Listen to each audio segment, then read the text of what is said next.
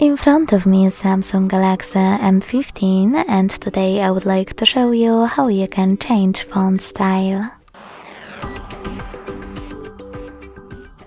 Begin by opening Settings and clicking on Display. Following that, tap on Font Size and Style.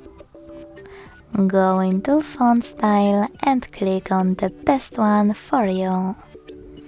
So when I do that and go back, I can see that style of my text has changed. If you wish to try something more interesting, go back to the same settings. And this time select Download Fonts at the bottom of the list. Then check out all of those and click on the best one for you.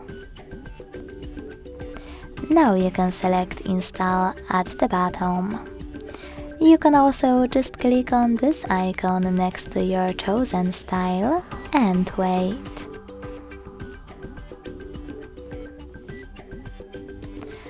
When it's ready, go back. And to apply it, click on it on the list. Thanks so much for watching. If you enjoyed this video, smash that like button, comment and subscribe. Bye!